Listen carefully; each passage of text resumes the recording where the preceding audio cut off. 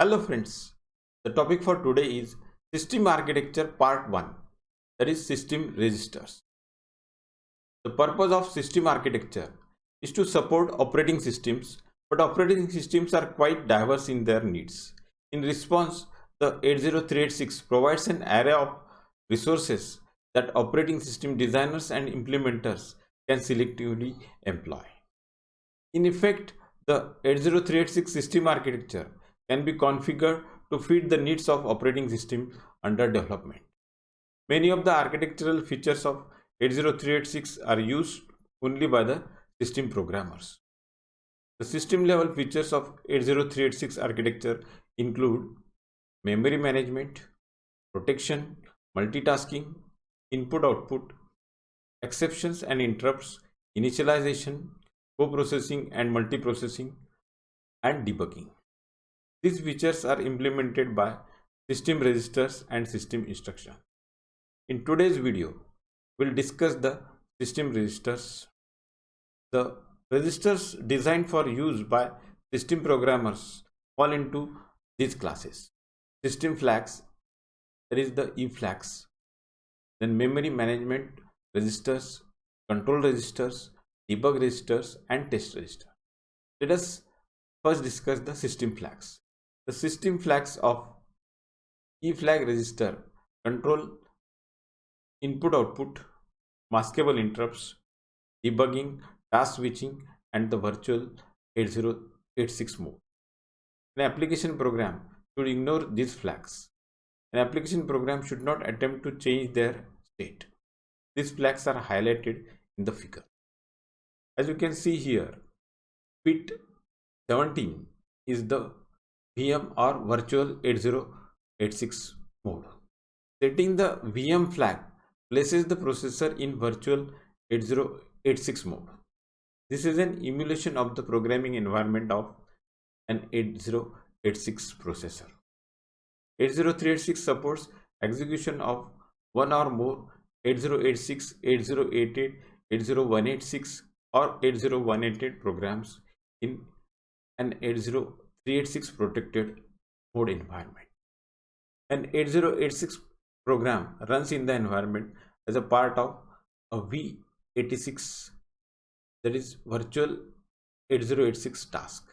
V86 tasks take advantage of the hardware support of multitasking offered by the protected mode. Not only can there be a multiple V86 tasks, each one executing an 8086 program, but V86 tasks can be multi-programmed with other 80386 tasks. The purpose of V86 task is to form a virtual machine with which to execute an 8086 program. A complete virtual machine consists not only of 80386 hardware but also of system software. Thus, the emulation of 8086 is a result of cooperation between hardware and software. Software that helps implement virtual 8086 machine is called as V86 monitor. Then let us go to the next flag, that is resume flag.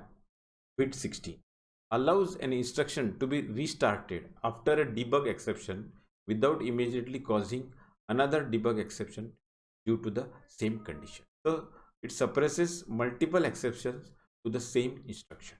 So when the debugger is entered, this flag allows it to run normally rather than recursively calling itself until the stack overflows. Then let us go to the next bit, that is nested task NT, bit 14. The processor uses the nested task flag to control chaining of interrupts and called tasks. The NT flag affects the operation of the iReturn instruction. The NT flag is affected by popfd and iReturn instruction. Then let us go to the next IOPL, that is IO privilege level bits 12 and 13. The IO privilege level is used by the protection mechanism to control access to IO address space. The privilege level of the code segment currently executing, that is the CPL, and the IOPL determines whether this field can be modified by the popfd and iReturn instructions. Then let us go to the next interrupt enable flag IF bit 9. Setting the IF flag puts the processor in a mode in which it responds to maskable interrupt request INTR. Clearing the IF flag disables these interrupts. The IF flag has no effect on either exception or non-maskable interrupt. It is the NMI interrupts. Let us go to the next bit, trap flag TF bit 8. Setting the TF flag puts the processor into a single step mode for debugging. In this mode, the processor generates a debug exception after each instruction, which allows a program to be inspected as it executes each instruction. Single stepping is just one several debugging features of 80386 DX microprocessor. Then let us go to the memory management register. 4 registers of 80386 locate the data structures that control segmented memory management. GDTR global descriptor table register, LDTR local descriptor table register. These registers point out to the segment descriptor tables GDT and LDT. Then we have the IDTR interrupt descriptor table register. This register points to a table of entry points for interrupt handlers. That is the IDT. Then we have the task register TR. This register points to the information needed by the processor to define the current task. Then let us go to the control register. Figure shows the format of control registers CR0, CR1, CR2 and CR3. Forms of move instruction allows the register to be loaded from or stored in general register. For example, move EAX, CR0. Now this will load the CR0 into the EAX register. Then move CR3, EBX. Now this will load EBX into the CR3 register. Then let us go to the control register CR0. CR0 contains system control flags which control or indicate conditions that apply to the system as a whole, not to an individual task. So first bit is PG, that is paging bit 31. This bit enables paging when set and disables paging when clear. PG indicates whether the processor uses page table to translate linear address into physical address. So if the bit is enabled, paging is enabled. The next bit is ET, extension type bit 4. This ET indicates the type of coprocessor present in the system, whether it is 80287 or 80387. The next bit, task switched TS bit 3. The processor sets the TS bit with every task switch and tests it when interpreting the coprocessor instruction. The next is EM, emulation bit 2. When set, the EM bit indicates coprocessor function are to be emulated in the software. Then next we have the MP bit, that is math present bit 1. So the MP bit controls the function of the wait instruction which is used to synchronize with the coprocessor. So when the coprocessor is present at that time, we'll have to synchronize with it with the help of the wait instruction. Then next is PE bit, that is protection enable bit. Setting the PE bit causes the processor to begin executing in protected mode. Resetting the P returns to the real address. Setting the PE bit enables protection of segments and pages. So this is in the protection mode. Next, let us go to the control register CR1. It is reserved. Then control register CR2. CR2 is used for handling page faults when the paging is set. The process stores the CR2 linear address that triggers the fault. So when an exception is generated during paging, the CR2 register has the 32-bit linear address which caused the. Then let us go to the next, that is control register CR3. CR3 is used when PG is set. CR3 enables the processor to locate the page table directory for the current task.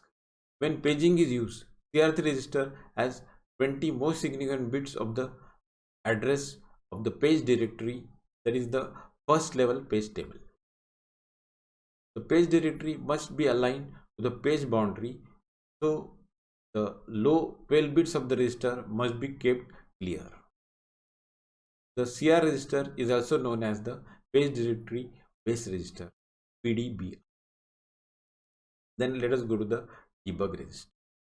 The debug registers bring advanced debugging abilities to the 80386, including data breakpoints and the ability to set instruction breakpoints without modifying the code segments.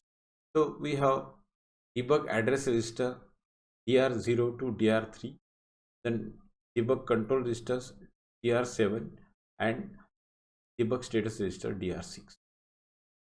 Let us see debug address register DR0 to DR3.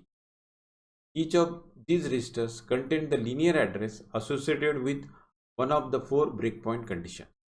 Each breakpoint condition is further defined by bits in DR7. So let us see the debug control register DR7. The debug control register shown in figure helps to define the debug conditions and selectively enable and disable those conditions. Then let us see the debug status register DR6. The debug status register shown in figure permits the debugger to determine which debug conditions have occurred. Next is the test registers.